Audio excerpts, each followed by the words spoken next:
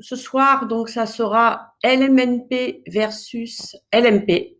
Ce webinaire va durer environ 1 heure. Pendant ce temps, vous pourrez bien sûr, toujours comme à chaque webinaire, poser vos questions dans le chat. Nous les relèverons et nous nous efforcerons de répondre au maximum de questions à la fin de ce webinaire, durant un temps environ de 15 à 20 minutes. Alors, je vais commencer tout d'abord par une présentation de notre cabinet, le cabinet Inelis. Nous sommes donc un cabinet d'expertise comptable, créé en 2009, donc 14 ans d'existence maintenant. Aujourd'hui, 220 collaborateurs, 15 experts comptables et une implantation. Donc, nous sommes à Lyon, le siège social est périphérie lyonnaise, et également Paris et Savoie, Haute-Savoie, Annecy et Albertville. Notre cœur de métier, donc, accompagner l'ensemble de nos clients sur différents domaines, donc bien sûr comptabilité, fiscalité, mais toutes les prestations annexes, prestations sociales, services juridiques. Et puis, nous avons aussi des départements connexes, comme un département de recrutement, de la gestion de patrimoine via des partenariats. Et depuis l'origine, nous avons un département 100% spécialisé sur la gestion comptable et fiscale des investisseurs immobiliers, notamment donc location meublée, mais pas seulement, donc tout ce qui est lié à l'investissement immobilier locatif. Aujourd'hui, nous gérons plus de 12 000 clients, avec bien sûr une équipe 100% dédiée à cette activité et spécialisée et formée sur toutes les nouveautés fiscales. Et puis, bien sûr, nous sommes inscrits à l'ordre des experts comptables. Ce webinaire, qui va durer, comme je vous l'ai dit, à peu près 1 heure, va se dérouler donc en 6 parties environ. Enfin, 6 parties et une conclusion. Donc, première partie sur le cadre généralité juridique de la location meublée. Deuxième partie, nous verrons les règles comptables et fiscales, généralité également sur la location meublée, aussi bien LMNP qu'LMP. Ensuite, nous rappellerons les critères d'accession au LMP. Et puis ensuite, nous verrons les spécificités du LMNP et du LMP. Et pour finir, les impôts locaux du Loir en meublé. Alors, pour commencer, le cadre juridique, qui dit donc location meublée, on parle d'un contrat de location des baux d'1 an. Sur la location meublée, normalement, la règle, c'est 1 an, avec tacite reconduction, avec quelques exceptions, bien sûr, puisqu'on peut avoir des locations de 9 mois pour des étudiants, ou encore une location saisonnière de type Airbnb, à la nuit, au mois ou à la semaine. Et puis, la particularité également du contrat de location meublée, quand on est sur un contrat d'1 an ou 9 mois, pas sur la location saisonnière, mais le dépôt de garantie est de 2 mois.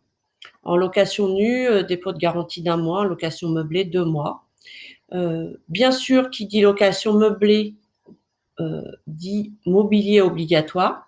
Nous verrons donc juste après la liste du mobilier qui est régie par un décret de 2015, donc mobilier minimum obligatoire, et puis aussi une réglementation spécifique et de plus en plus de contraintes pour la location courte durée. Alors, je vous ai parlé de la liste du matériel, enfin du mobilier obligatoire. Comme vous pouvez la lire à l'écran, cette liste n'est pas très contraignante. En gros, c'est lit, table, chaise, four à micro-ondes, réfrigérateur, ustensiles de cuisine, et puis quelques petites particularités, luminaires, matériel d'entretien ménager. Mais comme pas du tout contraignante cette liste, donc c'est facile de meubler un appartement et de rentrer dans le cadre de la location meublée. Plus vous en mettrez, plus vous pourrez bien sûr prétendre, si le loyer n'est pas plafonné, à des loyers plus élevés et éventuellement aussi des locataires de qualité. Alors, qui dit location meublée, on va également voir dans quel cadre on rentre dans ce régime fiscal particulier du loueur en meublé, professionnel ou non, LMNP, LMP. Tout d'abord, je vais vous présenter une catégorie, c'est la location meublée par bail commercial. Ce type de location, on achète en fait un lot d'une résidence de service gérée. Quand on parle de résidence de service gérée, on peut parler de résidence, par exemple, étudiant, de résidence de personnes âgées ou encore de résidence de tourisme. Donc là, on achète un lot de cette résidence. Souvent, c'est des résidences qui sont en VFA, donc en vente en état futur d'achèvement. Donc, vous signez une réservation et le bien est livré environ 2 ans après. Et la particularité de ce contrat de location, enfin des baux commerciaux, vous vous engagez, donc vous avez un loyer fixe pendant un minimum de 9 ans. Et la particularité, comme il y a des prestations de services annexes, vos loyers sont assujettis à TVA et du coup, vous pouvez, si vous achetez du neuf, récupérer la TVA sur votre acquisition. Donc, particularité du bail commercial. Régime du loueur en meublé, fiscal du loueur en meublé. Ensuite, bien sûr, ce régime fiscal s'applique aussi si vous faites une acquisition en direct, donc un appartement que vous le meublez vous-même et que vous le louez, comme on vient de le voir, sur un contrat de location d'1 an, de 9 mois des étudiants ou encore de la courte durée. Donc, location meublée classique gérée par vous ou gérée par agence, location courte durée, meublé de tourisme ou encore gîtes ruraux. Toutes ces catégories de location, de type de location rentrent bien sûr dans le régime fiscal de la location meublée. Attention, une catégorie qui s'apparente énormément au régime de location meublée, c'est la para-hôtellerie. La para-hôtellerie, c'est quand vous fournissez des services annexes, des services para-hôteliers. Et si vous fournissez 3 services sur 4, qui sont linge, petit déjeuner, ménage, accueil, vous évoluez dans un régime qui est la para-hôtellerie. Alors, attention aussi, j'en parlerai plus tard quand on fera le webinaire sur la para-hôtellerie. Ce régime est en train d'évoluer. Aujourd'hui, on a eu des informations sur le fait que même avec pas tous les services, plus 3 sur 4, mais des services para-hôteliers, on pourrait être à TVA parce que du coup, le fait de fournir des services para-hôteliers, on est assujetti à TVA, donc les loyers sont assujettis à TVA. Et si vous achetez du neuf, on peut récupérer la TVA sur l'acquisition. Mais aujourd'hui, si des locations de courte durée qui sont en concurrence avec les hôtels pourront se voir assujettis à TVA, les loyers, si ils sont donc concurrence directe avec des hôtels. Donc attention, on reviendra, on vous tiendra au courant sur les évolutions en matière de TVA et de la courte durée. Attention aussi, je reviens sur le slide précédent. Donc, para-hôtellerie, c'est un régime fiscal, on relève des BIC, mais par contre, ce n'est pas le régime de la location meublée. Il y a des vraies différences fiscales d'un point de vue plus-value, imputation des déficits. Donc, je vous invite, si vous êtes intéressé sur ce régime, par ce régime, à suivre nos webinaires sur la para-hôtellerie. Alors maintenant, à l'écran, je ne vais pas le détailler, mais par contre, on vous enverra ce tableau quand on vous enverra le replay. Après, dès demain, nous vous enverrons le replay de ce webinaire. Tableau comparatif avec les différents baux possibles en matière de location meublée. Donc, le bail meublé ordinaire dont je vous ai parlé, donc avec une durée d'1 an ou 9 mois. Le bail de mobilité qui maintenant existe depuis 2-3 ans et qui permet aussi de faire une location de 1 mois à 10 mois, non renouvelable. Donc, c'est un peu un mix entre, on n'est pas vraiment dans de la courte durée du saisonnier, mais on n'est plus dans le contrat de location d'1 an. Et puis, bien sûr, la location saisonnière et le bail commercial que je vous ai présenté au début de webinaire. Alors maintenant, nous allons voir les règles comptables et fiscales. Là, on va parler de règles communes au régime de la location meublée, aussi bien LMNP que LMP. Donc, tout d'abord, on appartient à un régime qui s'appelle les BIC, bénéfices industriels et commerciaux. Donc, contrairement aux locations nues où nous sommes en revenu foncier, ici, si vous faites de la location meublée, vous serez automatiquement en BIC. C'est une activité civile d'un point de vue juridique, la location meublée, mais commerciale d'un point de vue fiscal. Alors, les régimes fiscaux. D'office, si vous ne faites rien et si vous ne dépassez pas certains seuils, vous serez à un régime qui s'appelle le micro-BIC. Donc, le seuil, c'est 77 700 de loyer pour toutes les locations meublées non classées. Et pour les locations meublées classées, là, sur la location saisonnière, les gîtes ruraux, les meublés de tourisme, vous pouvez demander un classement. C'est un classement par étoile. Là, le seuil est de 188 700. Si vous ne dépassez pas ces seuils, vous êtes automatiquement au régime du micro. Le régime du micro, très simple. Son avantage, c'est sa simplicité. Vous avez juste à reporter dans votre déclaration de revenus vos loyers et l'administration va procéder à un abattement forfaitaire pour charge, abattement qui est de 50% sur des locations meublées classiques non classées. Donc, vous restez imposé sur les 50% restants après abattement. Et l'abattement est de 71% sur les meublés de tourisme classés. Donc, très simple, mais par contre, l'inconvénient, pas la possibilité de déduire des charges exceptionnelles comme des travaux, pas la possibilité de générer du déficit, parce que bien sûr, vous êtes toujours fiscalisé sur 50 ou 29% de vos recettes. Et puis aussi, on va le voir, mais pas la possibilité d'amortir le bien, donc amortissement que nous verrons dans le régime réel, principe comptable de dépréciation du bien qui permet d'être moins fiscalisé. En micro-BIC, l'abattement forfaitaire comprend toutes les charges, donc pas de déduction exceptionnelle. En revanche, si vous dépassez les seuils ou si vous optez, puisqu'on va pouvoir opter pour le régime réel, donc réel BIC, comme le précise son nom, l'avantage de ce régime, c'est de pouvoir déduire des loyers toutes les charges réelles. Du moment qu'une charge est liée à l'activité, elle sera déductible. Donc, aussi bien, on va pouvoir déduire, bien sûr, les intérêts d'emprunt si vous avez souscrit un emprunt. Nous allons pouvoir déduire les charges de copropriété, les charges de gestion locative, bien sûr, la taxe foncière. Enfin, du moment que la charge est liée à l'activité, elle est déductible.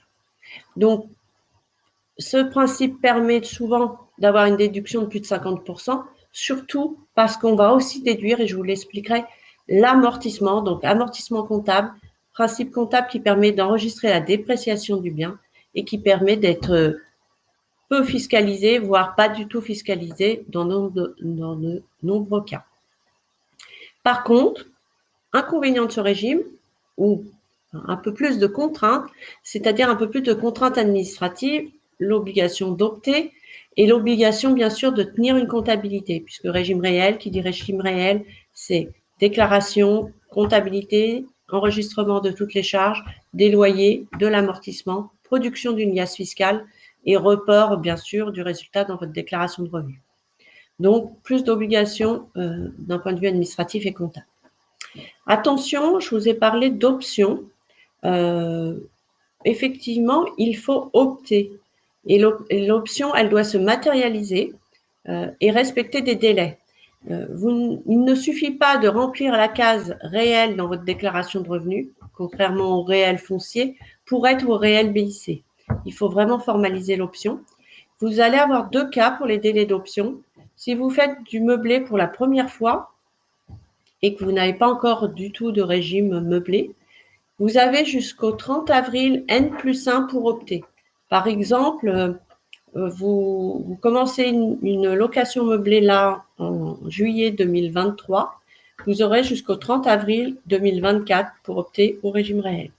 Attention, effectivement, délai assez long, mais la mise en place d'un dossier au régime réel nécessite une création auprès de l'INPI, donc et auprès du centre des impôts, l'attribution d'un numéro SIRET qui sera votre identifiant vis-à-vis de l'administration. Et donc, ce sont des formalités qui peuvent prendre un peu de temps. Et surtout, n'attendez pas le dernier moment. Si vous attendez le 30 avril, on ne pourra plus produire les documents fiscaux dans les délais parce que produire une liasse fiscale meublée, le délai est aussi au 30 avril. Donc, idéalement, vous commencez une location meublée, soit en amont, vous vous renseignez et dès que vous achetez, vous mettez en meublé ou vous actez votre bien, vous venez nous voir pour opter pour ce régime. Dans ce cas-là, on vous fait une simulation pour bien comprendre l'avantage du régime réel par rapport au régime micro. Donc, si vous faites de la location meublée pour la première fois, 30 avril N+1. En revanche, si vous aviez déjà une location meublée et que vous voulez au micro, puisque c'est le régime qui s'applique d'office, et que vous voulez passer au réel, là, il faut le faire dans l'année où vous voulez passer au réel. Par exemple, donc là, le délai, maintenant, c'était 1er février pendant longtemps, maintenant c'est également 30 avril, mais c'est 30 avril de l'année. Donc, par exemple, au mois de juillet, on ne peut plus opter pour 2023 pour le réel. En revanche, vous pouvez opter, si vous voulez passer du micro au réel, pour 2024, à condition, bien sûr, de le faire avant le 30 avril 2024. Donc, toujours pareil, n'attendez pas le dernier moment. Alors, maintenant, je vous ai parlé du régime réel. Pour bien comprendre ce régime réel, je vais vous illustrer les calculs comparatifs réels micro et revenus fonciers par un exemple chiffré. Donc, nous prenons un bien d'une valeur de 200 000 euros. Ce bien donc, génère des loyers de 10 000 euros par an, des charges locatives, des charges annuelles hors intérêt d'emprunt de 2 000 euros, un financement par emprunt et une tranche marginale de 30%. La tranche marginale, c'est important que nous puissions la connaître puisque tout ce qui est taxé, qui s'ajoute à vos autres revenus, comme dans matière d'impôt sur le revenu, nous sommes sur un barème progressif, donc une tranche à 0, une tranche à 11, une tranche à 30, une tranche à 41, une tranche à 45. Tout ce qui s'ajoute, c'est ce qu'on appelle la tranche marginale, c'est taxé à la tranche la plus haute. Donc, dans notre exemple, 30% de tranche marginale et bien sûr du mobilier pour 5 000 euros. Je suis partie en arrière. Donc, exemple chiffré, nous avons donc un comparatif entre 3 régimes. La location nue, quand vous louez sans meubles, vous relevez des revenus fonciers et comparé à la location meublée, au micro-BIC, au régime réel. En location nue, revenu foncier, vous allez pouvoir déduire de vos loyers seulement quelques charges, donc les charges locatives, les intérêts d'emprunt. Dans notre exemple, des 10 000 euros de loyer, nous déduisons donc 4 934 de charges et donc une imposition sur 5 066 euros, donc quasiment 50% des loyers, même un peu plus que 50% des loyers, avec une fiscalité tranche marginale TMI à 30, plus toujours sur les revenus du patrimoine, la CSG-CRDS de prélèvements sociaux, 17,2%. Donc, dans notre exemple, 47,2% de fiscalité sur les 5 066, ce qui nous fait 2 391 de fiscalité par an si vous êtes en location nue. Et donc, sur 10 ans, puisque les intérêts d'emprunt vont diminuer chaque année, 24 617 sur 10 ans.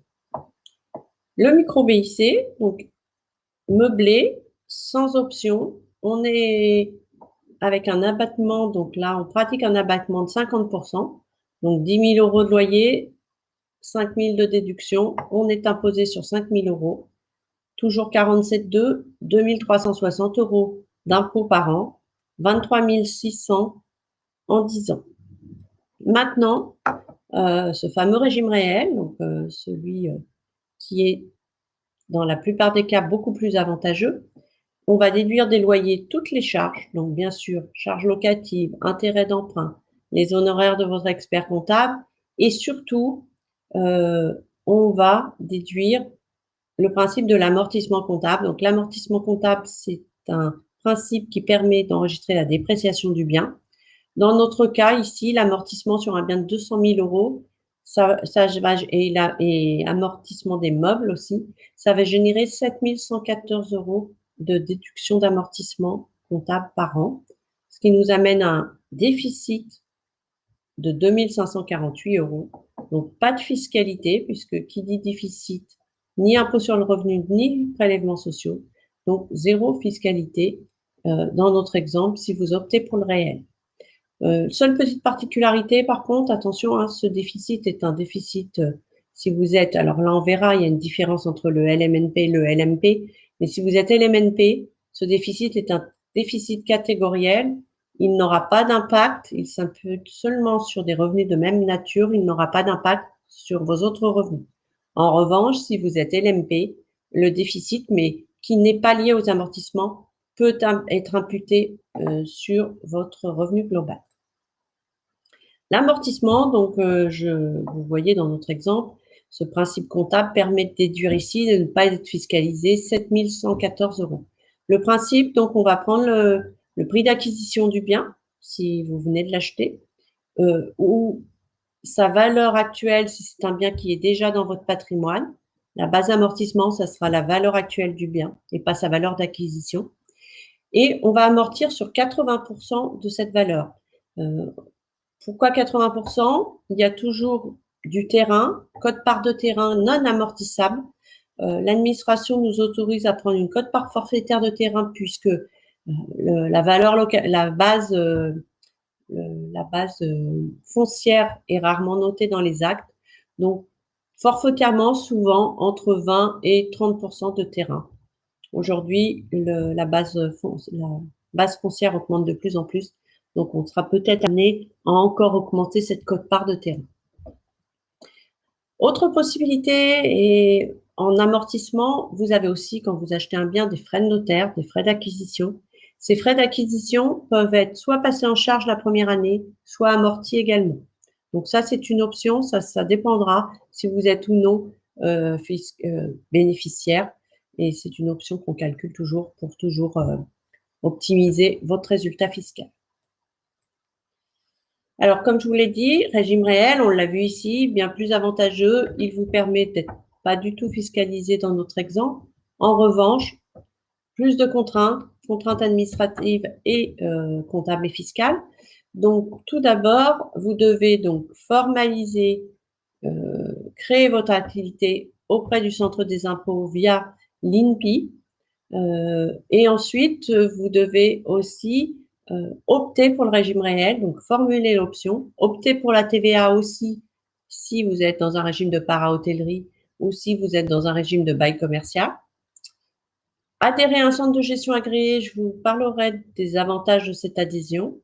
Et bien sûr, surtout, tenir une comptabilité complète, régulière et informatisée. C'est une obligation puisque en cas de contrôle fiscal, l'administration vous réclame un fichier FEC, fichier des écritures comptables, et seuls les logiciels vraiment normés peuvent produire ce fichier FEC à l'administration. Vous devez également produire une liasse fiscale, donc les imprimés 2031 et les tableaux 2033, et reporter votre chiffre dans votre déclaration de revenus, bien sûr.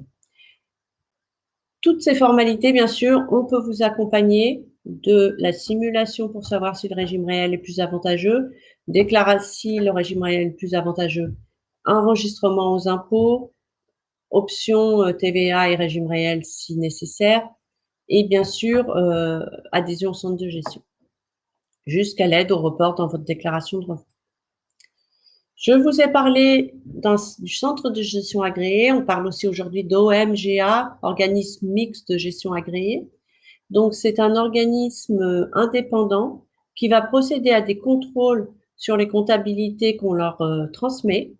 Et du fait de ces contrôles, c'est un gage de fiabilité pour l'administration.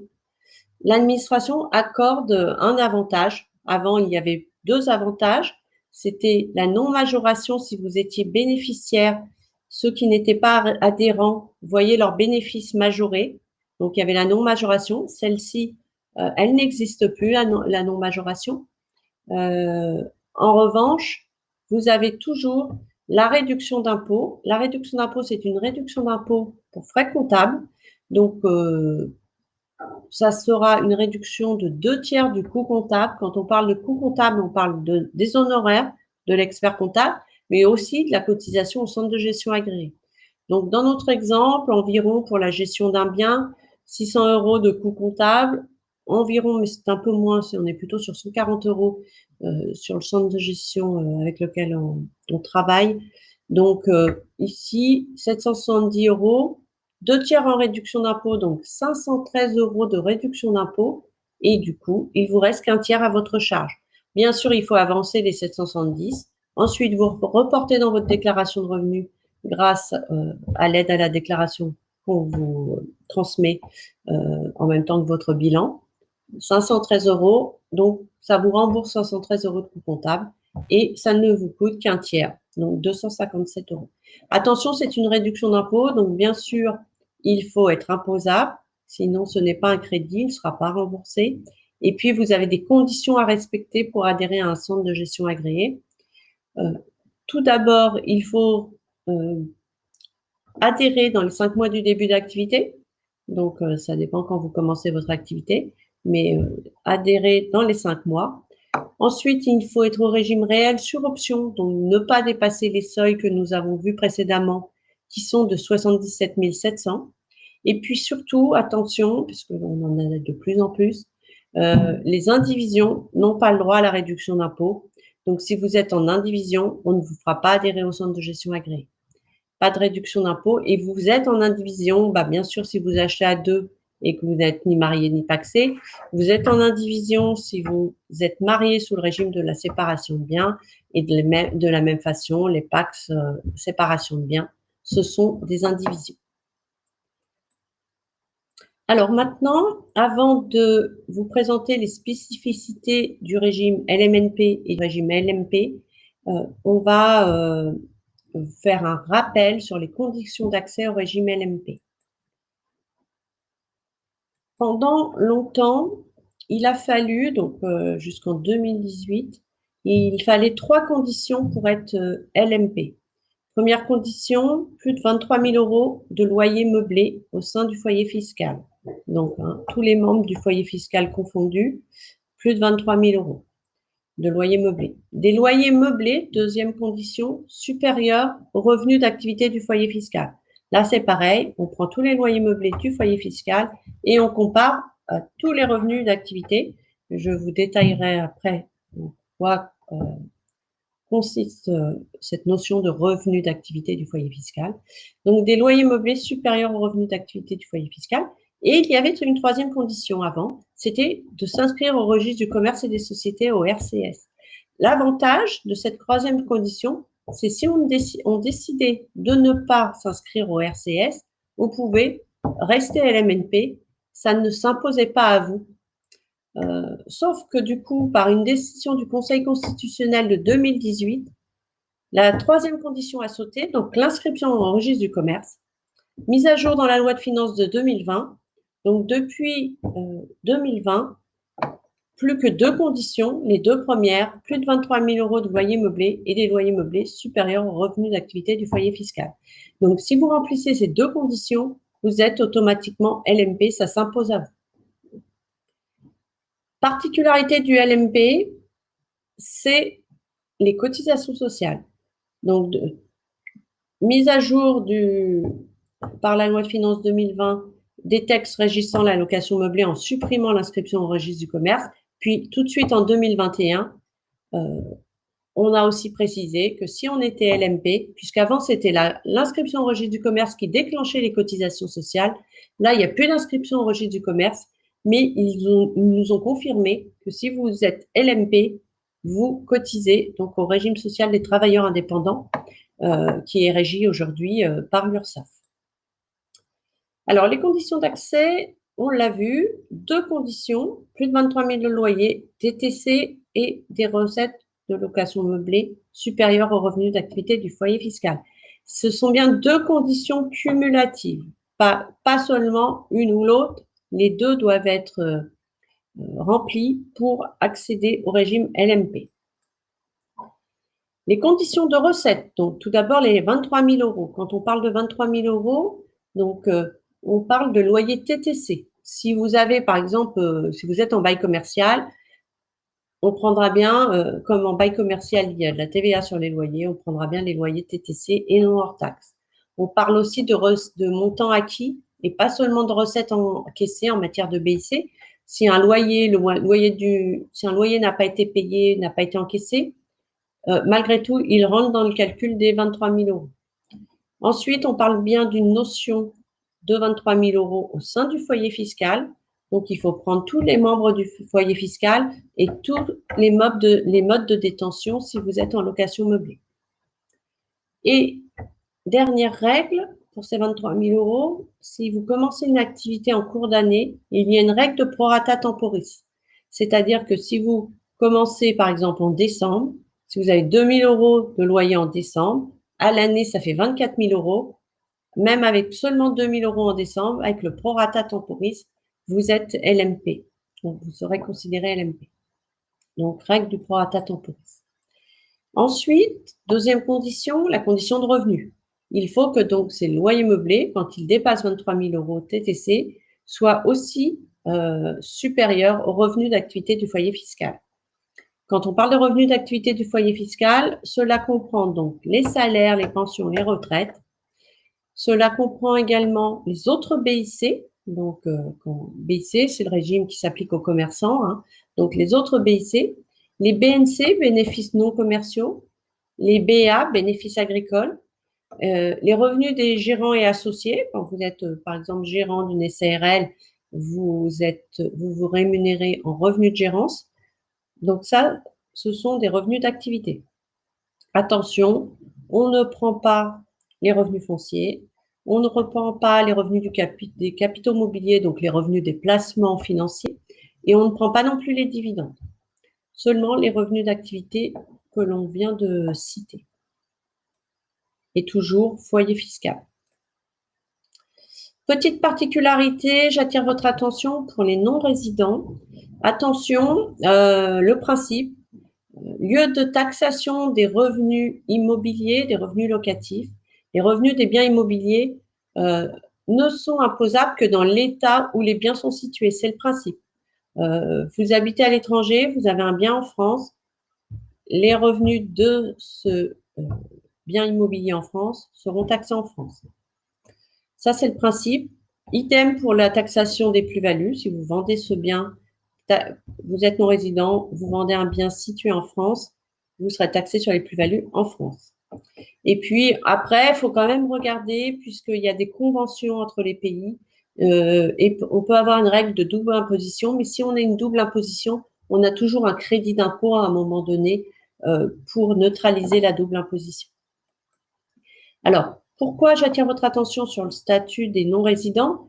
Puisqu'en fait, je vous ai parlé donc de plus de 23 000 euros et supérieur aux revenus d'activité du foyer fiscal. Sauf que si vous êtes non-résident et que vous n'avez pas de revenus taxés en France, on va comparer donc 23 000 euros à zéro. Donc, obligatoirement, on est tout de suite en non-résident, LMP si on dépasse 23 000 euros. Donc, en fait, lorsqu'il s'agit de personnes non résidentes en France, il convient de tenir compte de l'ensemble des revenus du contribuable et plus largement du foyer fiscal, sous réserve que ces revenus soient imposables en France. Les revenus des non-résidents qui ne seraient imposés qu'à l'étranger ne doivent pas être retenus dans ce calcul comparatif. Donc, attention si vous êtes non-résident. Maintenant, nous allons, après avoir vu donc l'accès au régime LMP, nous allons voir les particularités des deux régimes. Tout d'abord, je vais commencer par le régime LMNP, loueur en meublé non professionnel, et puis après, nous verrons les spécificités du LMP, loueur en meublé professionnel. Donc, spécificité du LMNP, donc l'imposition des résultats. Si vous êtes bénéficiaire, on l'a vu, tous les revenus, tous les bénéfices s'ajoutent aux autres revenus et sont taxés à la tranche marginale d'imposition. Donc, barème progressif de l'impôt sur le revenu. Si vous êtes à une tranche à 30, tout ce qui s'ajoute sera taxé en 30, plus aux prélèvements sociaux 17,2, comme dans notre exemple.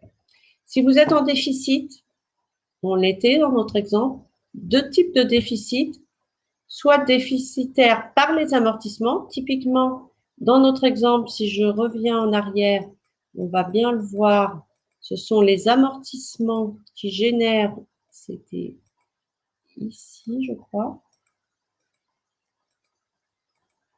Ici, vous voyez, avant amortissement, on est en bénéfice, on déduit 7114 et on est déficitaire par les amortissements. Quand on est déficitaire par les amortissements, l'avantage, c'est que ce déficit lié aux amortissements, on va le stocker sans limite de durée et on pourra l'imputer sur des futurs bénéfices. Donc là, je suis colonne de droite, déficit lié aux amortissements, imputable sans limite de durée sur des futurs bénéfices. En revanche, si vous êtes déficitaire avant amortissement, c'est assez rare, ça veut dire qu'on aurait plus de charges que de loyer, mais ça peut arriver la première année si on passe les frais de notaire en charge, puisque je vous ai dit qu'on avait l'option de les immobiliser et de les amortir ou de les passer en charge. Si on les passe en charge, effectivement, la première année, on peut avoir un déficit. Les déficits avant amortissement sont imputables pendant 10 ans uniquement sur la même catégorie de revenus, donc des bénéfices LMNP.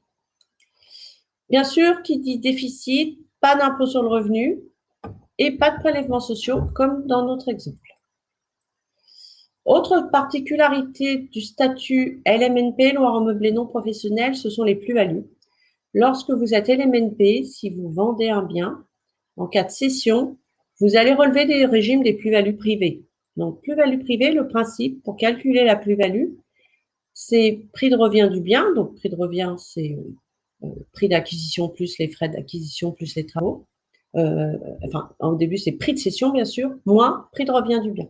Donc, on va prendre le prix de vente, moins, en gros, le prix d'acquisition majoré des frais d'acquisition et des travaux. Cette plus-value, elle est taxée donc au régime des plus-values privées avec des abattements pour durée de détention. Vous le voyez dans notre tableau. Deux catégories d'abattements, des abattements en matière d'impôt sur le revenu et des abattements en matière de prélèvements sociaux.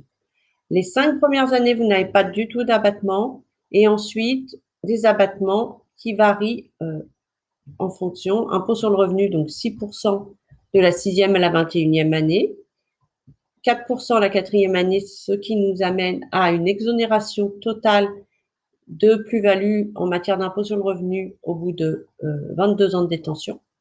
Et en matière de prélèvements sociaux, les abattements sont plus faibles au début, donc on arrive à une exonération après 30 ans de détention. J'attire surtout votre attention, c'est vraiment très avantageux le LMNP, puisqu'en fait, vous relevez des plus-values privées, or vous pratiquez de l'amortissement, on l'a dit, on l'a vu dans notre exemple.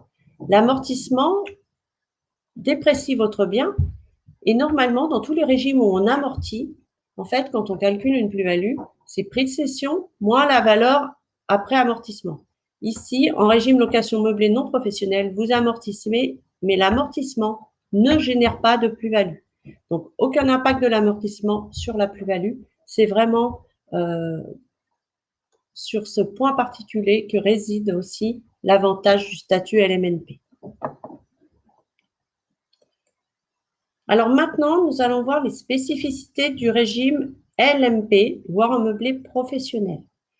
Tout d'abord, comme on l'a vu pour le LMNP, si vous êtes bénéficiaire, ben là, pas de différence. Un bénéfice s'ajoute aux autres revenus fiscalisés au barème progressif de l'impôt sur le revenu. Et par contre, la petite particularité, puisque on va le voir, qui dit LMP, enfin on l'a vu même, qui dit LMP dit cotisation sociale. Donc par contre, un bénéfice taxé impôt sur le revenu et cotisation sociale. Nous le verrons un peu plus en détail, environ plus de 40% de cotisation sociale. Si vous êtes en déficit, toujours pareil, deux catégories de déficit. Déficit lié aux amortissements imputables sans limite de durée sur des résultats bénéficiaires, donc toujours le même avantage. Déficit avant amortissement, Là, c'est une vraie différence par rapport au LMNP. Le déficit avant amortissement est imputable sur le revenu global. Vous êtes déficitaire la première année par des charges un peu exceptionnelles, frais de notaire. Ce déficit, on va pouvoir l'imputer sur le revenu global. Si vous êtes déficitaire en LMP, vous n'aurez pas d'impôt sur le revenu. Par contre, vous aurez obligatoirement, puisqu'on est assujetti à cotisation sociale, un minimum de cotisation sociale à payer. Donc, je vais continuer justement par cette affiliation obligatoire au régime social des travailleurs indépendants si vous êtes LMP. Donc, toute personne LMP, mais aussi, il y a une autre catégorie de loi en meublé qui doit cotiser au régime social des travailleurs indépendants via l'URSSAF. Ce sont aussi les locations saisonnières de courte durée, Airbnb, de plus de 23 000 euros.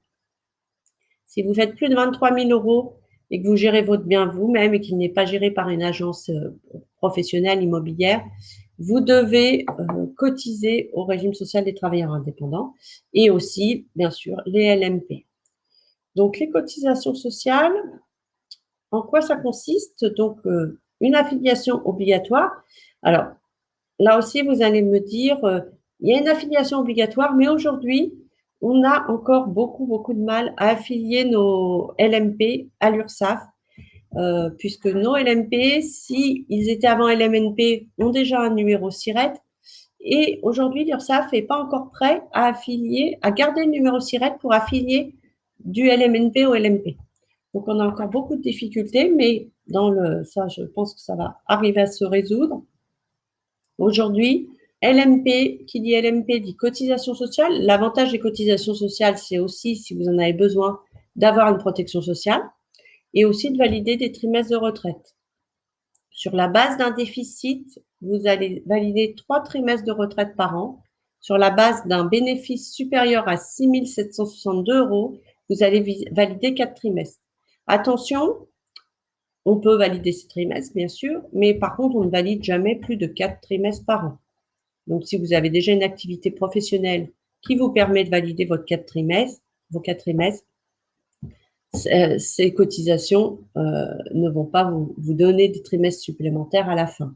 Par contre, si vous ne cotisez plus à la retraite, ce statut LMP peut vous permettre de valider 3 ou 4 trimestres. Donc, ça peut être aussi une stratégie de personnes qui n'ont plus d'activité professionnelle et qui n'ont pas encore tout leur trimestre de retraite pour atteindre l'âge légal de la retraite. Si vous êtes déficitaire, vous aurez un minimum d'environ 1 200 euros de cotisation sociale à payer par an. En revanche, si vous êtes bénéficiaire, c'est un pourcentage du bénéfice, plus de 40% du bénéfice. Par contre, les cotisations sociales sont déductibles en charge, puisque charges liées à l'activité, régime réel, on déduit les cotisations sociales. Donc, en gros, après déduction, ça fait environ 30% de cotisations sociales. Alors, attention encore là, régime des non-résidents. On va faire une distinction entre les résidents d'Union européenne et la Suisse et ceux hors Union européenne. Si vous êtes non-résident mais que vous vivez dans un État membre de l'Union européenne ou en Suisse, et si vous pouvez prouver que vous êtes déjà affilié pour une activité professionnelle, vous n'aurez pas besoin de cotiser à l'URSSAF pour votre activité de location meublée professionnelle en France. En revanche, si vous êtes résident hors Union européenne, vous serez affilié comme si vous étiez en France. Nous allons voir maintenant autre spécificité du régime LMP, surtout, ça c'est aussi une grosse différence, le régime des plus-values.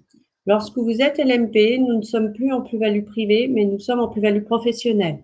Qui dit plus-value professionnelle, le calcul de la plus-value, c'est prix de cession, prix de vente, moins valeur nette comptable. Et la valeur nette comptable, puisqu'on enregistre une dépréciation du bien, c'est bien le prix d'acquisition moins l'amortissement.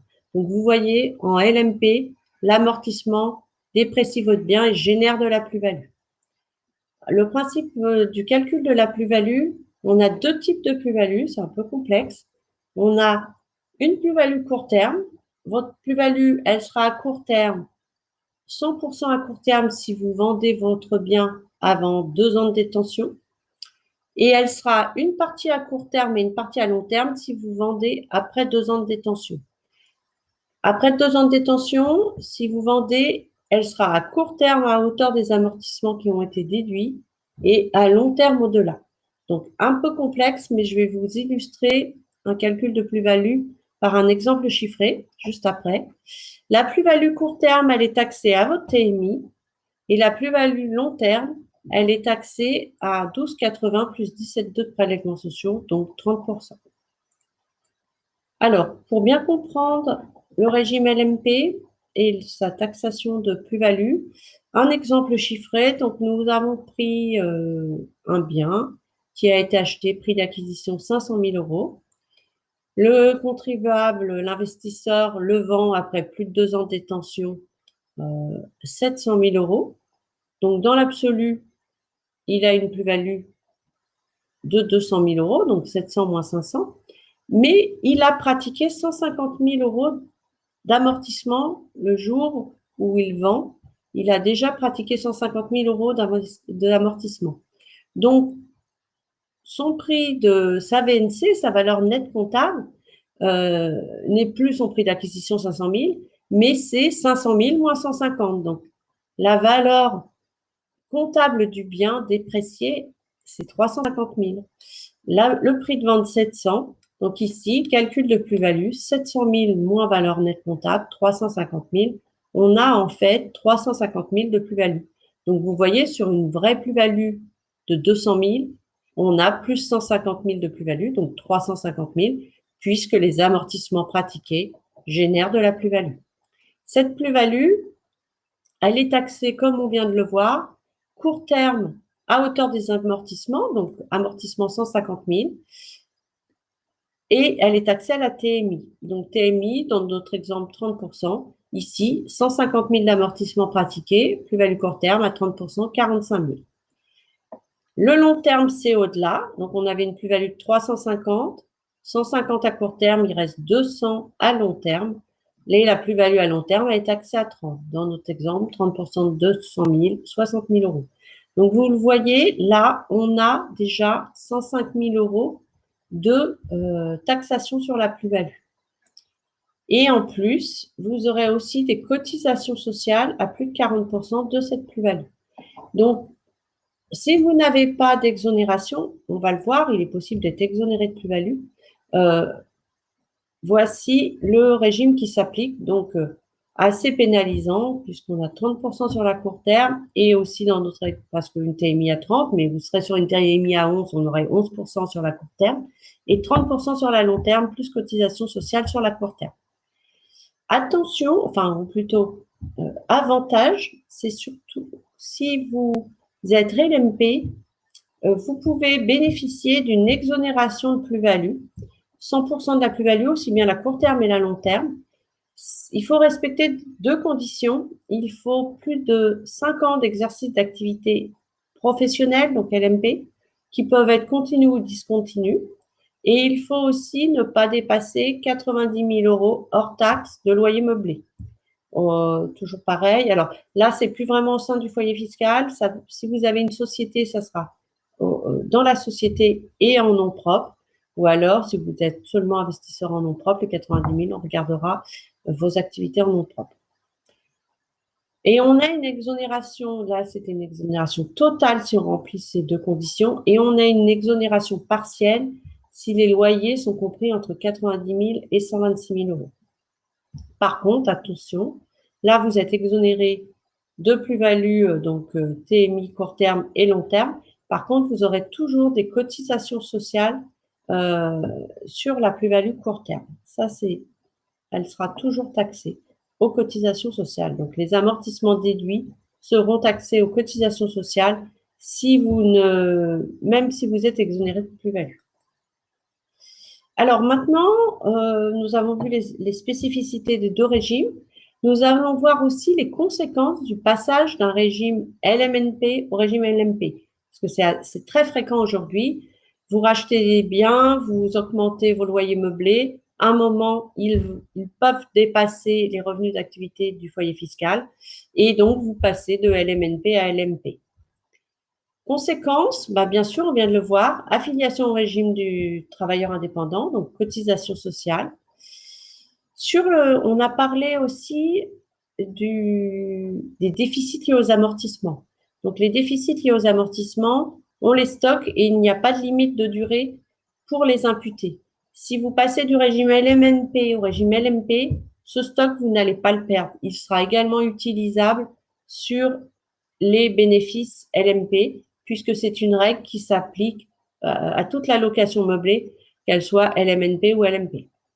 Les déficits LMNP, on parle bien là des déficits avant amortissement, puisque les autres, ce sont des amortissements écartés. Donc, les déficits LMNP, eux, ne sont imputables que sur des bénéfices de même nature. Donc, si vous passez LMNP à LMP, vos déficits LMNP, vous ne pourrez plus les imputer sur des bénéfices LMP. Donc, attention. Le régime des plus-values, on l'a vu. On passe du plus-value privé quand on est LMNP au plus-value professionnel quand on est LMP. Et puis aussi, mais là, ça touche moins de monde. En plus, ça n'existe plus. C'est un régime qui a disparu. Mais quand on était en bail commercial, on pouvait opter pour un régime Censi-Bouvard.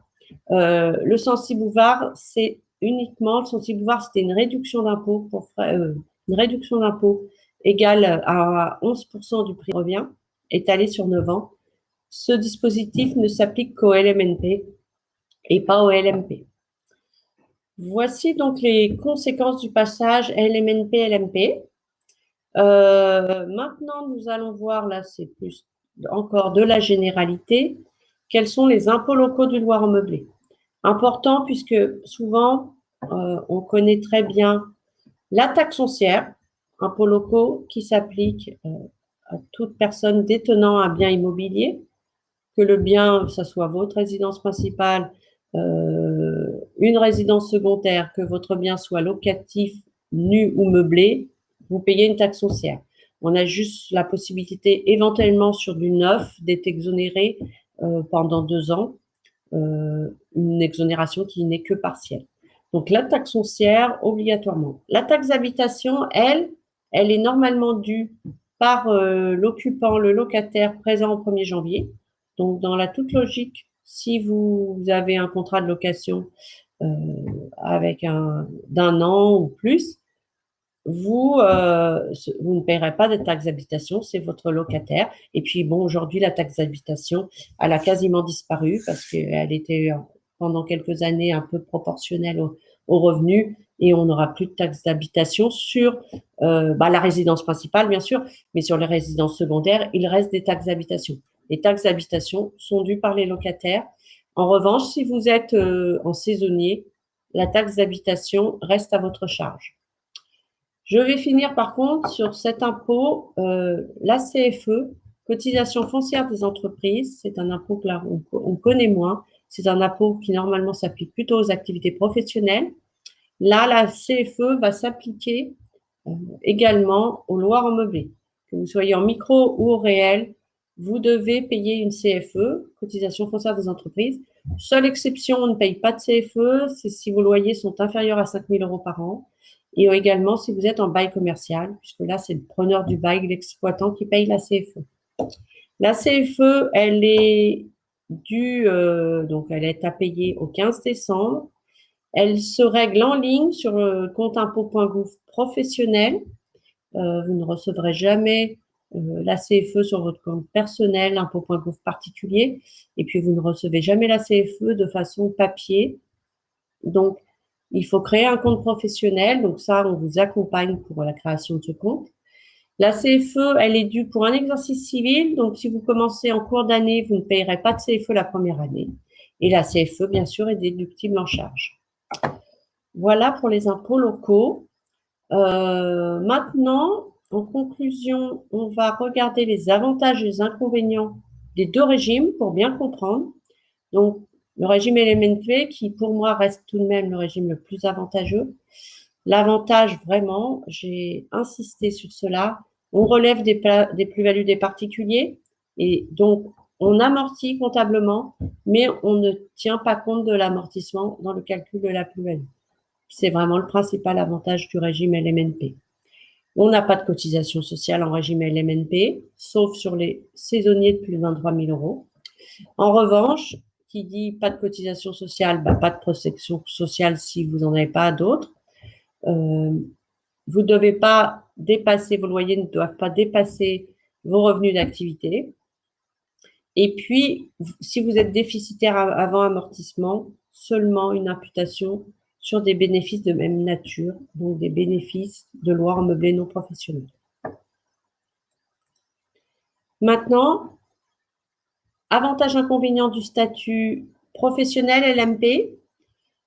Avantage, j'en ai parlé, c'est après 5 ans de détention, enfin 5 ans de statut LMP et moins de 90 000 euros de loyer meublé, on peut être exonéré de plus-value. Donc ça, c'est un vrai avantage également. Et même si on n'est pas exonéré de plus-value, on peut aussi avoir un abattement sur la plus-value long terme, là uniquement, qui permet d'être exonéré de plus-value long terme après 15 ans de détention. Je voulais préciser aussi, si vous êtes en déficit avant amortissement sur le statut LMP, ce déficit LMP avant amortissement sera imputable sur votre revenu global, donc il peut baisser votre fiscalité personnelle. Avantage du régime MP, on peut le voir comme un avantage si on en a besoin, protection sociale et des trimestres validés, des trimestres de retraite validés. Le plus gros inconvénient du statut LMP, ce sont des cotisations sociales, bien sûr, même si vous êtes déjà couvert par votre activité professionnelle, même si vous êtes déficitaire, vous aurez toujours un minimum à payer. Autre inconvénient, on relève des plus-values professionnelles, donc l'amortissement génère de la plus-value. Cette plus-value, même si elle peut être exonérée, elle sera toujours plus-value court terme taxée aux cotisations sociales. Et attention aussi, c'est très très important, si vous êtes LMP, le retrait d'un bien, c'est-à-dire par exemple un bien que vous arrêtez de louer pour le reprendre à titre personnel, ou la cession bien sûr, mais le retrait d'actifs d'un bien, ou une donation même, c'est un fait générateur de plus-value, c'est assimilé à une cession, et vous arrêtez de louer un bien pour le reprendre à titre personnel, il y aura calcul d'une plus-value. Donc faites très attention, surtout si vous n'avez pas 5 ans d'exercice d'activité et que vous retirez un bien, vous serez taxé plein pot au régime LMP sur les plus-values. Alors, pour finir, un petit récapitulatif des différences entre les deux régimes. C'est les différences que je viens de vous citer. Donc ce tableau, pour que vous compreniez bien, on vous l'annexera au replay pour que vous puissiez comparer les deux régimes. Et puis, un zoom, même si là on sort un peu du cadre, mais un zoom sur la location meublée, professionnelle ou non, et la SCI. On l'a vu en introduction, activité de location meublée est une activité civile d'un point de vue juridique, donc on peut la loger dans une SCI, mais comme elle est commerciale d'un point de vue fiscal, si on fait une activité commerciale et qu'elle représente plus de 10% dans une SCI, on bascule automatiquement, le régime fiscal qui s'appliquera à votre SCI sera l'impôt sur les sociétés, l'IS. Donc attention, location meublée dans société civile, on bascule à l'IS. L'IS, l'impôt sur les sociétés, donc avec un taux réduit de 15%, on peut le choisir, on peut le préconiser, mais il faut que ça soit un choix, il ne faut pas qu'il soit imposé. Parce qu'un passage IR-IS, c'est aussi taxation de plus-value. Donc faites attention. En revanche, si vous voulez faire de la location meublée dans une SCI, on peut aussi envisager la transformation de votre SCI en SARL de famille. La SARL de famille, elle permet de faire de la location meublée tout en restant en transparence fiscale. Ça, je l'explique dans le webinaire qui est dédié aux SCI et SARL. Donc, on peut transformer votre société en SARL de famille et vous pourrez faire de la location meublée dans votre SCI sans impact fiscal et sans basculer à l'IS. Donc, attention au meublé et à la SCI. Voilà, donc le webinaire touche à sa fin. On est dans l'heure, donc ça fait 1 heure. Maintenant, je vais demander donc Marie Vivo qui, comme chaque webinaire, a relevé toutes vos questions. Je ne sais pas si vous étiez nombreux ce soir. Marie, bonsoir à tous. Donc, on va passer en revue. On va essayer de répondre au mieux à toutes vos questions. Donc, on va commencer dans le vif du sujet. Alors, question numéro 1. Quelles sont les possibilités de basculer le ou les biens d'une SCI familiale en LMP ou LMNP? Donc là, c'était peut-être en début de webinaire, donc j'ai répondu à la fin. Effectivement, donc on peut faire basculer une SCI familiale en meublé, mais attention, si vous serez à l'impôt sur les sociétés si vos locations meublées représentent plus de 10% des loyers totaux de la SCI. Donc, par contre, si vous voulez rester LMNP, LMP, le régime que l'on a vu ce soir, il faut transformer votre SCI en SRL de famille.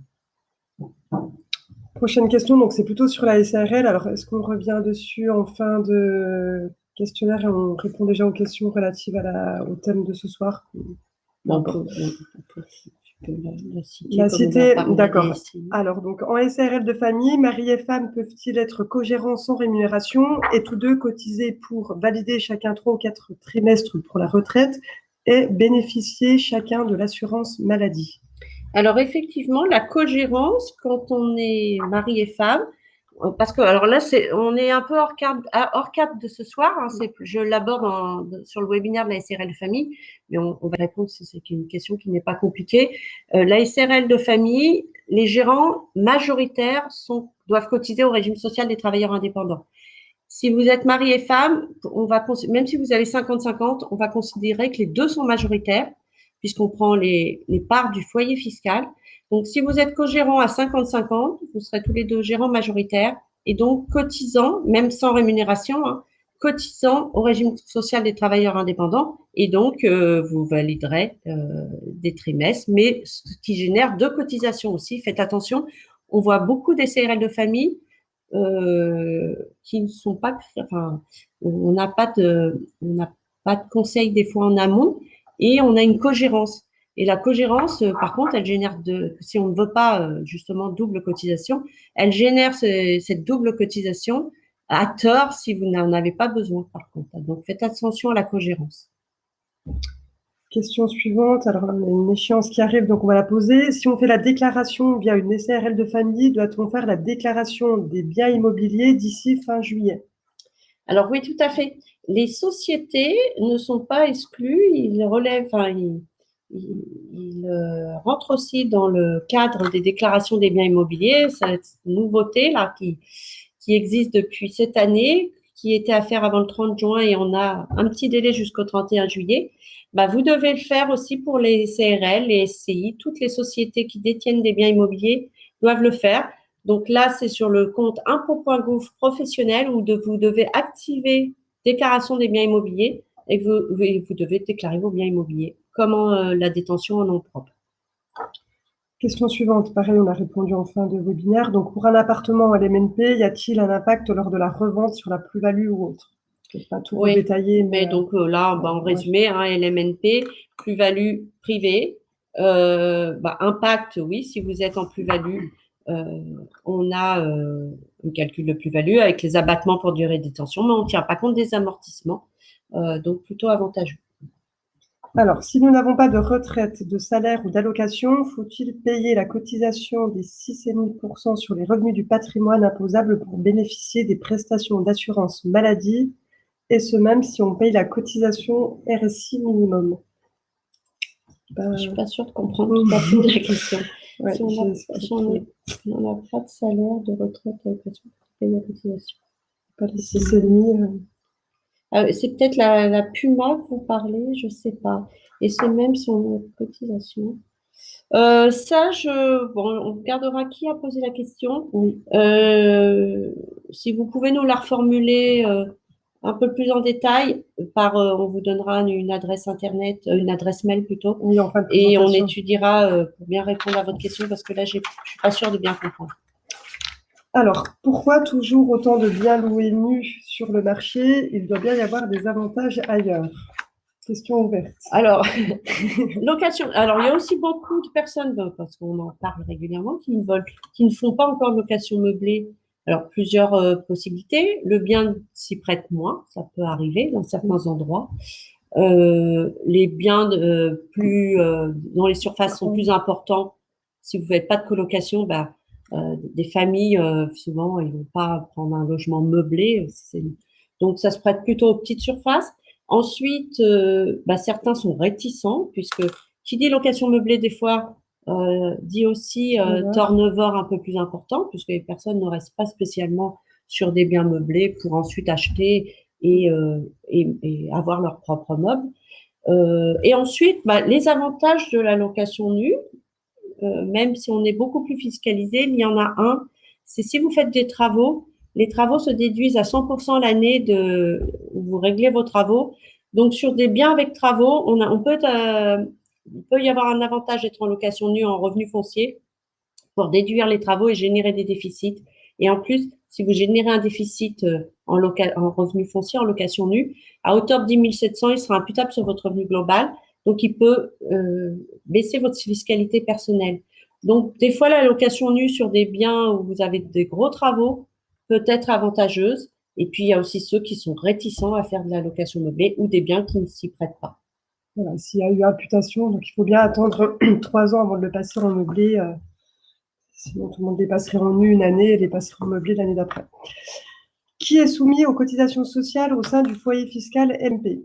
Celui qui est propriétaire en nom propre du bien loué ou les 2 membres du foyer? Là, en fait, alors, typiquement, ça dépend comment vous détenez votre bien. Si vous détenez en indivision, si on crée un dossier d'indivision, parce que soit vous êtes dans le foyer fiscal, vous êtes marié sous le régime de la séparation de biens, on va créer une indivision. Si l'indivision est LMP, les 2 indivisaires ou les X indivisaires seront cotisants si on est LMP. En revanche, si on est sous le régime de la communauté, on n'inscrit qu'une seule personne et là, il y aura un seul cotisant.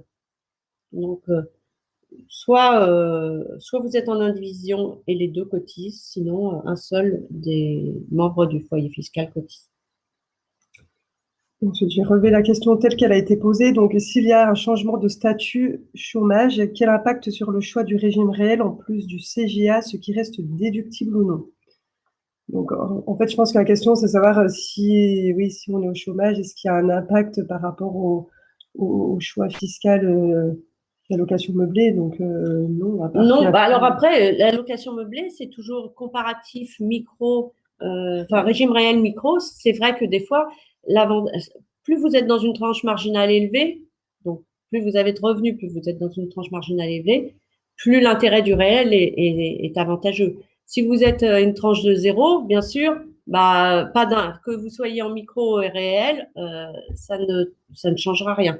Donc, si parce que vous êtes au chômage, vous payez pas d'impôts, peut-être pas d'avantage d'être au réel. Moi, je vois comme ça. Oui. Ce sont des calculs on vous fait toujours des simulations comparatives. Je suis en LMNP et j'ai 2 appartements loués avec un revenu annuel de 23 000 €. Si j'achète un 3e appartement, ce sera forcément en LMP, puisqu'on dépassera certainement les 23 000. Ou alors, je loue en location nue. Quel est le plus avantageux? Là, déjà, vous n'êtes pas obligatoirement LMP parce que vous dépassez les 23 000 €, puisqu'il faut aussi dépasser les revenus du foyer fiscal.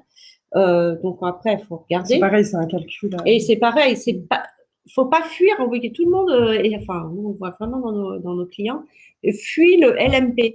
On l'a vu, le LMP, il y a quelques inconvénients, mais il y a aussi des avantages. Donc, il ne faut pas absolument fuir le LMP. Il faut plutôt fuir le LMP de plus de 90 000 € parce que là, vous n'avez plus d'exonération de plus-value. Mais sinon, je pense que le LMP est tout de même plus avantageux, alors ça dépend des cas, que la location nue au revenu foncier. Les dividendes sont-ils assimilés à des revenus d'activité? Donc ça, j'ai répondu, c'était certainement avant. Les dividendes ne sont pas assimilés à des revenus d'activité. Ce sont des revenus de capitaux mobiliers qui ne rentrent pas dans la catégorie des revenus d'activité. Je vais reposer les questions, mais ça fait un petit rappel. Les non-résidents doivent-ils obligatoirement affilier au SSI? Alors, les non-résidents, on l'a vu, ça dépend, Union européenne ou pas. Donc, si vous êtes hors Union européenne et que vous êtes LMP, vous devrez vous affilier. Et si vous êtes en Union européenne ou suisse, non. Au sein d'un foyer fiscal qui a le statut LMP. Alors ça, c'était la même que la précédente. La même personne qui a posé la question. Si je paie déjà les trimestres de retraite au CFE, donc là, CFE, on entend le Centre des Français à l'étranger, est-ce que je ne vais pas payer 2 fois Alors là, alors effectivement, c'est résident à Dubaï, apparemment. Oui, mais donc là, c'est pareil, hein, Dubaï, donc hors Union, vous devez cotiser. Alors ça a peut-être évolué, hein, parce que comme je vous le disais, on n'a pas encore, on n'arrive pas à affilier à l'URSSAF, il y a encore des flous sur les cotisations sociales des LMP. Donc on aura peut-être des précisions dans les années à venir, sur les non-résidents notamment. Le plafond des 23 000 comprend-il l'ensemble des loyers meublés et meublés de courte durée? Vous mentionnez le cas d'une location de courte durée par l'intermédiaire d'une agence. Que se passe-t-il?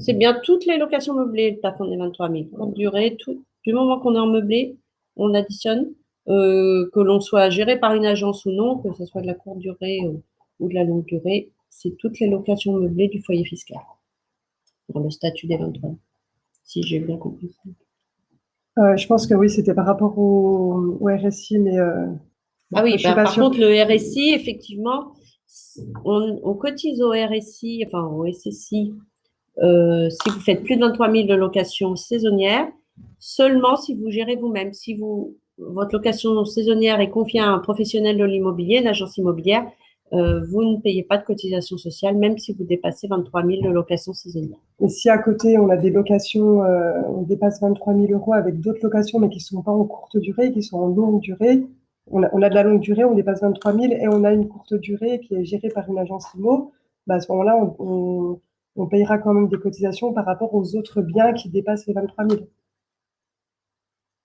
Si on est LMP. Oui, voilà. Ouais, on mélange un peu. Oui, mais là, je pense que du coup, c'était ce qui était mentionné.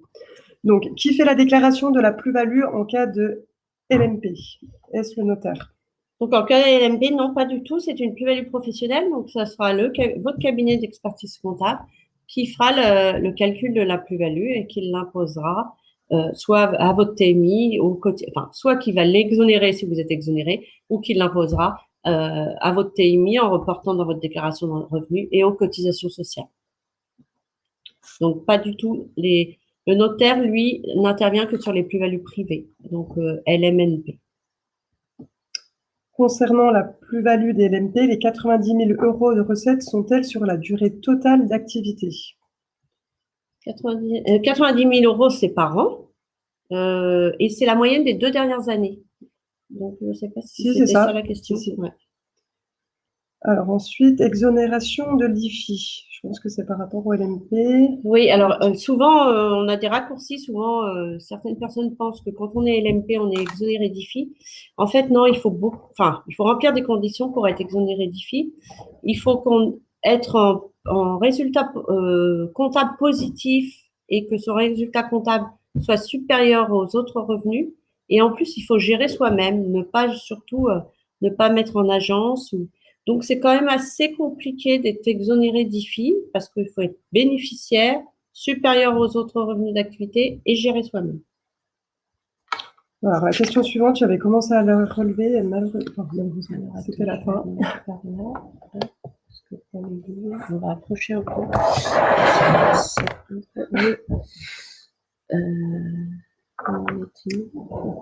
Alors là, tu peux descendre. Non, ce sont les dernières. Ah oui, il y a beaucoup de questions. IFI, là. L'exonération d'IFI, ça doit être ça. On peut choisir du LMNP en foncier. On peut choisir du LMNP. Ça va être basculé. Bien sûr, si vous êtes LMNP, si vous décidez de ensuite le louer nu, il n'y a pas d'impact parce qu'on est en plus-value privée des deux côtés. Donc, on peut très bien arrêter de louer LMNP et passer en location nue. Par contre, LMP à location nue, là, on sort et c'est une taxation de plus-value. Si on a démissionné en année N et on perçoit l'intéressement de l'année N et N+1, comment tenir compte de cet intéressement dans le revenu à prendre en compte? Alors là, c'est très technique. Je vous propose sur cette question de revenir vers vous également. On regardera de plus près l'intéressement. Et SARL de famille, est-ce fréquent? Alors, SARL de famille, on a un webinaire dédié à la SARL de famille. Avant tout, la détention en société, c'est une façon d'échapper à l'indivision et de préparer la transmission. Mais donc, la SARL de famille, si ça répond à votre attente de préparer la transmission et de sortir éventuellement d'une indivision, oui, on en met en place assez régulièrement des SARL de famille pour avoir le statut soit LMP, soit LMNP. Pour l'exonération, 90 000 euros par an pendant toute la durée de 5 ans. Ça doit être à peu près la même question, c'est bien par an, 90 000 euros moyenne des 2 dernières années avant la cession. Si on part à l'expatriation, on passe du LMNP au LMP. Comment sortir du LMP? Alors là, pas beaucoup de choix. Soit vous revenez en France, soit vous passer en dessous du seuil des 23 000 euros. Mais sinon, il n'y a pas beaucoup de solutions. Je suis non-résidente, c'est pour ça que je fuis le LMP. C'est vrai qu'après, c'est un peu plus compliqué parce qu'on évite LMP quand on est non-résident. Les 90 000 euros du LMP, bon, c'est la même question, ça. Le PLF 2024 risque-t-il d'impacter les meublés? Le seuil des 23. Alors ça, j'avoue que moi, j'ai pas de fuite de Bercy. On voit quand même que la tendance actuelle, c'est d'aller un peu contre l'immobilier. Hein. Ils vont supprimer le Pinel. Bon, on peut pas savoir. On parle depuis des années, peut-être d'une réforme du meublé. Nous, ça fait moi, surtout des années que je travaille dans ce domaine. Et pour l'instant, on va croiser les doigts. Pas de changement. C'est un régime comptable, donc avant d'être un régime fiscal. Et puis, il y a un tel besoin tout de même de logement en France que, bon, j'espère qu'on ne touchera pas à tout. Ensuite, pouvez-vous faire une étude personnalisée pour le choix des régimes? Bien sûr. Hein. Ça, on peut bien sûr vous accompagner sur des études personnalisées. On a également une fiscaliste, Julie Bailly, au sein de notre cabinet. Ensuite, je suis remontée. On a fini. Et la holding, dans tout ça, on peut faire baisser l'imposition. Alors, la holding, je ne vais pas le développer là sur les dernières minutes, mais dans le webinaire dédié aux sociétés, je parle des avantages d'une holding. En septembre. Peut-on passer du LMNP au LMP ou du LMP au LMNP? Bien sûr, puisque c'est année par année, vous allez regarder, en fonction de vos revenus, vous pouvez être LMNP, LMP, vous pouvez passer d'un à l'autre. Apparemment, par contre, l'URSSAF, une fois que vous êtes inscrit à l'URSSAF, même si vous repassez LMNP, l'URSSAF nous aurait répondu qu'on resterait affilié à l'URSSAF.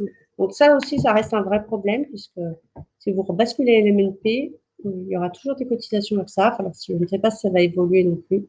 Mais pour l'instant, c'est la réponse que nous avons eue. Quand les loyers ne sont plus dans le temps supérieur au revenu d'activité du foyer fiscal, on quitte le LMP. Oui, effectivement, quand les loyers ne sont plus supérieurs, on quitte le LMP. C'est un statut qui évolue et que l'on va étudier tous les ans. Donc, c'est pour ça qu'on vous demande, quand vous êtes client et que vous dépassez 23 000 euros, on vous demande vos revenus d'activité, votre déclaration de revenus pour vérifier. Voilà, je pense qu'on a à peu près fait le tour des questions. À l'écran, vous pouvez voir, je vous en ai parlé, un mail où vous pouvez nous poser d'autres questions. Marie vous enverra demain le replay. Avec les comparatifs LMP, LMNP et les différents baux de la location meublée. Voilà, et vous avez aussi notre site. Vous pouvez, il y a un blog et vous pouvez consulter nos prochaines conférences. Je vais également vous en parler. On a un simulateur en ligne Vous pouvez faire des simulations simples, mais après, on a notre équipe commerciale qui vous fait des simulations sur mesure et notre fiscaliste sur des études fiscales un peu plus complètes. Et puis, toujours aussi, je vais laisser Marie en parler. Oui, alors là, vous avez une liste de partenaires avec qui nous travaillons. Donc, ça va être des partenaires sur de la location, enfin des agences locatives. Donc, ça peut être la courte durée, de la colocation. Donc, si vous avez besoin, voilà, d'une agence immobilière, n'hésitez pas à vous rapprocher de nous et on vous communiquera les coordonnées de nos partenaires avec qui nous travaillons. Et puis, voilà, les prochains webinaires, donc un par mois. Voilà, le 19 septembre avec le thème de la SI SARL, le 17 octobre sur la para-hôtellerie, le 14 novembre LMP et le 12 décembre LMNP. Voilà. Donc voilà, on a repris un rythme, on avait un peu arrêté pendant la période fiscale qui était un peu chargée. On a repris un rythme d'un webinaire par mois. Donc n'hésitez pas, vous vous inscrivez, on vous envoie aussi par le biais des newsletters nos webinaires et vous pouvez vous inscrire sur notre site en ligne que vous voyez à l'écran, donc contact-word-mode.com. Voilà. Je pense qu'on a fait le tour. Nous vous remercions pour votre écoute et puis n'hésitez pas à nous poser des questions. Si vous aviez besoin de plus de précision, toute notre équipe est à votre disposition. Merci. Merci à vous. Bonne soirée. À tous.